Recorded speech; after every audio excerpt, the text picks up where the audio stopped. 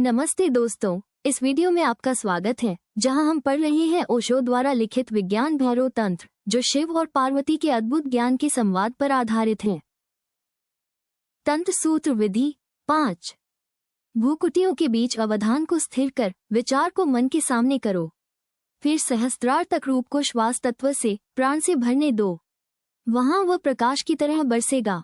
यह विधि पाइथागोरस को दी गई थी। पाइथागोरस इसे लेकर यूनान वापस गए और वो पश्चिम के समस्त रहस्यवाद के आधार बन गए। पश्चिम में अध्यात्मवाद के वे पिता हैं। यह विधि बहुत गहरी विधियों में से एक है। इसे समझने की कोशिश करो। भ्रूकुटियों के बीच अवधान को स्थिर करो।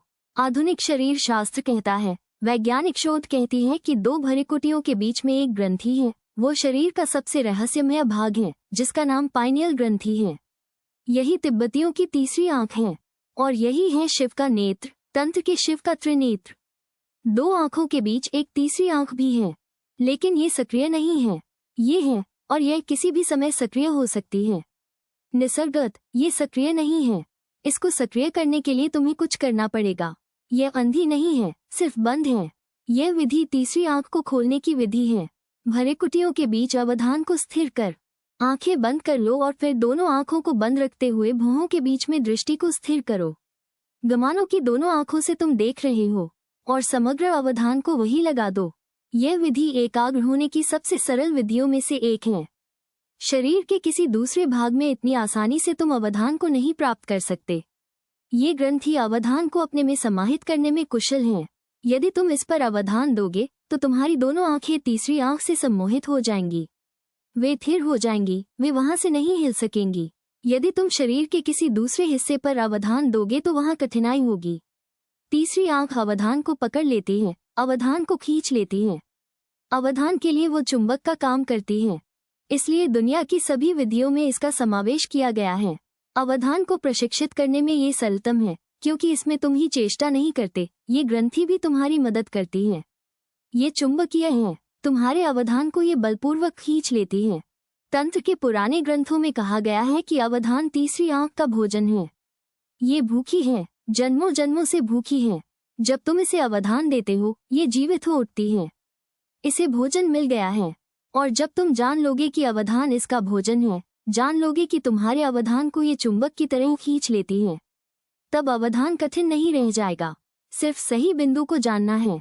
इसलिए आंखें बंद कर लो और अवधान को दोनों आंखों के बीच में घूमने दो और उस बिंदु को अनुभव करो। जब तुम उस बिंदु के करीब होगे, अचानक तुम्हारी आंखें थिर हो जाएंगी और जब उन्हें हिलाना कठिन हो जाए, तब जानो कि सही बिंदु मिल गया। भ्रूकुटियों के बीच अवधान को स्थिर कर विचार को मन के सामने रखो। अगर यह अवधान प्राप्त हो जाए तो पहली बार एक अद्भुत बात तुम्हारे अनुभव में आएगी। पहली बार तुम देखोगे कि तुम्हारे विचार तुम्हारे सामने चल रहे हैं। तुम साक्षी हो जाओगे। जैसे कि सिनेमा के पर्दे पर दृश्य देखते हो, वैसे ही तुम देखोगे कि विचार आ रहे हैं और तुम साक्षी हो। एक बार तुम्हारा अवधान त्रिनेत्र केंद्र पर स्थिर हो जाए, तुम तुरंत विचारों के साक्षी हो जाओगे।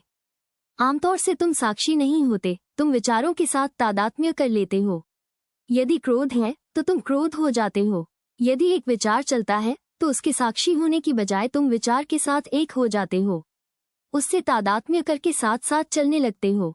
तुम विचार ही बन जाते हो, विचार का रूप ले लेते हो। जब क्रोध उठता है तो तुम क्रोध बन जाते हो और जब लोभ उठता है तब लोभ बन जाते हो। कोई भी विचार तुम्हारे साथ एकात्म हो जाता है और उसके और तुम्हारे बीच दूरी नहीं रहती। लेकिन तीसरी आंख पर स्थिर होते ही तुम एकाएक साक्षी हो जाते हो। तीसरी आंख के जरिए तुम साक्षी बनते हो। इस शिवनेत्र के द्वारा तुम विचारों को वैसे ही चलते देख सकते हो जैसे आसमान पर तैरते बादलों को या राह पर चलते लोगों को देखते हो। जब तुम अपनी खिड़की से आकाश को या राह चलते लोगों को देखते हो, तब तुम उनसे तादात्म्य नहीं करते। तब तुम अलग होते हो, मात्र दर्शक रहते हो, बिल्कुल अलग। वैसे ही अब जब क्रोध आता है, तब तुम उसे एक विषय की तरह देखते हो। अब तुम यह नहीं सोचते कि मुझे क्रोध हुआ। तुम यही अनुभव करते हो कि तुम क्रोध से घिरे हो। क्रोध की एक बदली तुम्हारे चारों ओर घिर गई और जब तुम खुद क्रोध नहीं रहे, तब क्रोध नपुंसक हो जाता है। तब वो तुम्हें प्रभावित नहीं कर सकता। तब तुम स्पर्शित रह जाते हो। क्रोध आता है और चला जाता है और तुम अपने में केंद्रित रहते हो। ये पांचवी विधि साक्षित्व को प्राप्त करने की विधि है। भृकुटियों के बीच अवधान को स्थिर कर विचार को मन के सामने रखो। अब अपने विचारों को देखो, विचारों का साक्षात्कार करो। फिर सहस्त्रार तक रूप को श्वास तत्व से प्राण से भरने दो। वहां वह प्रकाश की तरह बरसेगा। जब अवधान भृकुटियों के बीच शिव नेत्र के केंद्र पर स्थिर होता है, तब दो चीजें घटित होती हैं। और यही चीज दो ढंगों से हो सकती है। एक, तुम साक्षी हो जाओ तो तुम तीसरी आंख पर स्थिर हो जाते हो। साक्षी हो जाओ, जो भी हो रहा हो उसके साक्षी हो जाओ। तुम बीमार हो, शरीर में पीड़ा है, तुम्हें दुख और संताप है, जो भी हो तुम उसके साक्षी रहो। जो भी हो उससे तादात्म्य न करो, बस साक्षी रहो, दर्शक भर। और यदि साक्षित्व संभव हो जाए तो तुम तीसरे नेत्र पर स्थिर हो जाओगे। इससे उल्टा भी हो सकता है। यदि तुम तीसरी आंख पर स्थिर हो जाओ तो साक्षी हो जाओगे। ये दोनों एक ही बात है। इसलिए पहली बात, तीसरी आंख पर केंद्रित होते ही साक्षी आत्मा का उदय होगा। अब तुम अपने विचारों का सामना कर सकते हो। और दूसरी बात, अब तुम श्वास प्रश्वास की सूक्ष्म और कोमल तरंगों को भी अनुभव कर सकते हो। अब तुम श्वास के रूप को ही नहीं, उसके तत्व को, सार को, प्राण को भी समझ सकते हो। पहले तो ये समझने की कोशिश करें कि रूप और श्वास तत्व का क्या अर्थ है। जब तुम श्वास लेते हो तब सिर्फ वायु की ही श्वास नहीं लेते। वैज्ञानिक तो यही कहते हैं कि तुम वायु की ही श्वास लेते हो, जिसमें ऑक्सीजन, हाइड्रोजन तथा अन्य तत्व रहते हैं। वे कहते हैं कि तुम वायु की श्वास लेते हो, लेकिन तंत्र कहता है कि हवा तो मात्र वाहन है, असली चीज नहीं है। असल में तुम प्राण की श्वास लेते हो। हवा तो माध्यम भर है, प्राण उसका सत्व है, सार है।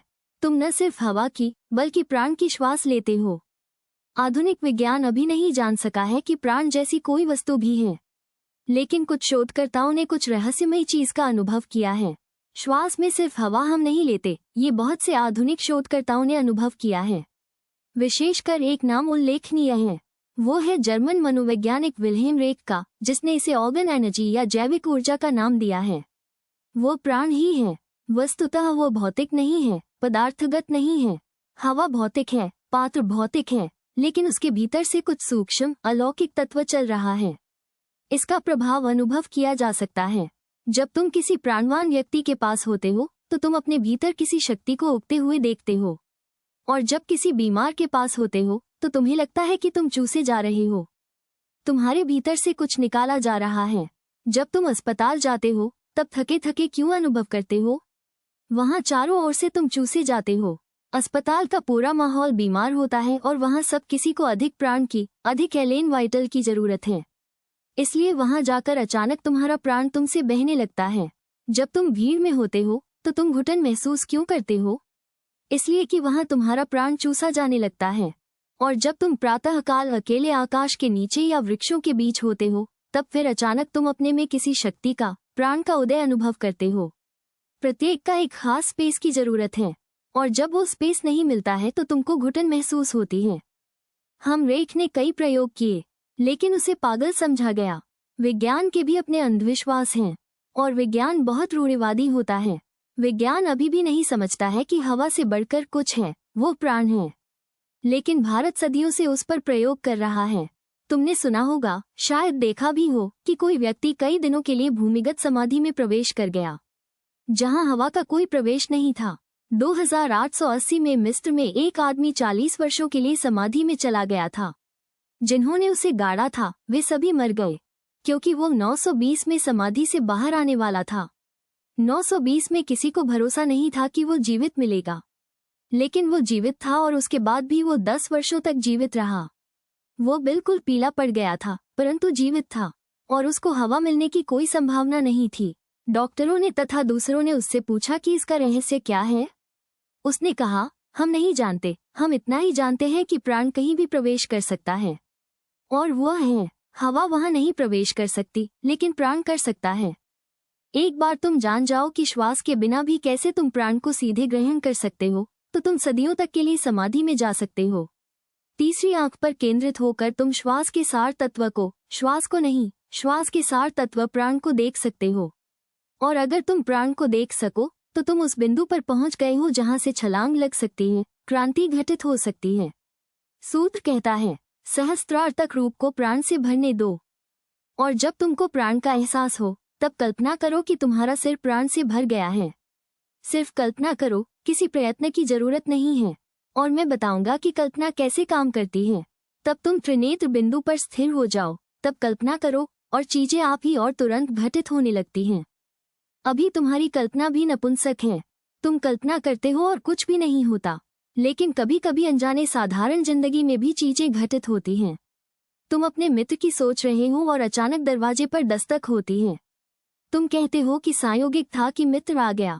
कभी तुम्हारी कल्पना संयोग की तरह भी काम करती है, लेकिन जब भी ऐसा हो तो याद रखने की कोशिश करो और पूरी चीज का विश्लेषण करो। जब भी लगे कि तुम्हारी कल्पना सच हुई है, तुम भीतर जाओ और देखो। कहीं न कहीं तुम्हारा ध्यान तीसरे नेत्र के पास रहा होगा। दरअसल ये संयोग नहीं था, यह वैसा दिखता है क्योंकि तुमको विज्ञान का पता नहीं है। अनजाने ही तुम्हारा मन त्रिनेत्र केंद्र के पास चला गया होगा, और ध्यान यदि तीसरी आंख पर है तो किसी घटना के सृजन के लिए उसकी कल्पना काफी है।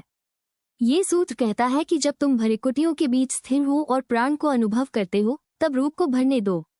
अब कल्पना करो कि प्राण तुम्हारे पूरे मस्तिष्क को भर रहे हैं, विशेषकर सहस्त्रार को, जो सर्वोच्च मानसिक केंद्र है।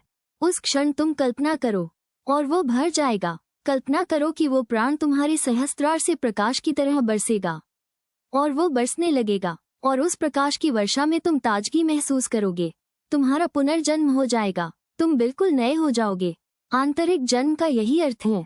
यहाँ दो बातें हैं। एक, तीसरी आंख पर केंद्रित होकर तुम्हारी कल्पना पुंसत्व को, शुद्धि को उपलब्ध कराती है। यही कारण है कि शुद्धता पर, पवित्रता पर इतना बल दिया गया है। इस साधना में उतरने से पहले शुद्ध बने। तंत्र के लिए शुद्धि कोई नैतिक धारणा नहीं है। शुद्धि इसलिए महत्वपूर्ण है कि यदि तुम तीसरी आंख पर स्थिर हुए और तुम्हारा मन अशुद्ध रहा, तो तुम्हारी कल्पना खतरनाक सिद्ध हो सकती है, तुम्हारे लिए भी और दूसरों के लिए भी। यदि तुम किसी की हत्या करने की सोच रहे हो, उसका महज विचार भी मन में है, तो सिर्फ कल्पना से उस आदमी की मृत्यु घटित हो सकती है। यही कारण है कि शुद्धता पर इतना जोर दिया जाता है। पाइथागोरस को विशेष उपवास और प्राणायाम से गुजरने को कहा गया, क्योंकि यहाँ बहुत खतरनाक भूमि से यात्री गुजरता है। जहाँ भी शक्ति है वहाँ खतरा है। यदि मन अशुद्ध है तो शक्ति मिलने पर आपके अशुद्ध विचार शक्ति पर हावी हो जाएंगे। कई बार तुमने हत्या करने की सोची है, लेकिन भाग्य से वहाँ कल्पना काम नहीं करती। यदि वो काम करे, यदि वो तुरंत वास्तविक हो जाए, तो वह दूसरों के लिए ही नहीं, तुम्हारे लिए भी खतरनाक सिद्ध हो सकती है। क्योंकि कितनी ही बार तुमने आत्महत्या की सोची है। अगर मन तीसरी आंख पर केंद्रित है तो आत्महत्या का विचार भी आत्महत्या बन जाएगा। तुमको विचार बदलने का समय भी नहीं मिलेगा, वो तुरंत घटित हो जाएगी। तुमने किसी को सम्मोहित होते देखा है। जब कोई सम्मोहित किया जाता है, तब सम्मोहनविद जो भी कहता है, सम्मोहित व्यक्ति तुरंत उसका पालन करता है। आदेश कितना ही बेहुदा हो, तर्कहीन हो, असंभव ही क्यों न हो, सम्मोहित व्यक्ति उसका पालन करता है। क्या होता है? ये पांचवी विधि सब सम्मोहन की जड़ में है। जब कोई सम्मोहित किया जाता है, तब उसे एक विशेष बिंदु पर, किसी प्रकाश पर या दीवार पर लगे किसी चिन्ह पर या किसी भी चीज पर या सम्मोहक की आंख पर ही अपनी दृष्टि केंद्रित करने को कहा जाता है। और जब तुम किसी खास बिंदु पर दृष्टि केंद्रित करते हो, उसके 3 मिनट के अंदर तुम्हारा आंतरिक अवधान तीसरी आंख की ओर बहने लगता है। तुम्हारे चेहरे की मुद्रा बदलने लगती है, और सम्मोहनविद जानता है कि कब तुम्हारा चेहरा बदलने लगा। एकाएक चेहरे से सारी शक्ति गायब हो जाती है, वो मृतवत हो जाता है, मानो गहरी तंद्रा में पड़ा हो। जब ऐसा होता है, सम्मोहक को उसका पता हो जाता है। उसका अर्थ हुआ कि तीसरी आंख अवधान को पी रही है। तुम्हारा चेहरा पीला पड़ गया है, पूरी ऊर्जा त्रिनेत्र केंद्र की ओर बह रही है। अब सम्मोहित करने वाला तुरंत जान जाता है कि जो भी कहा जाएगा वो घटित होगा। वो कहता है कि अब तुम गहरी नींद में जा रहे हो, और तुम तुरंत सो जाते हो।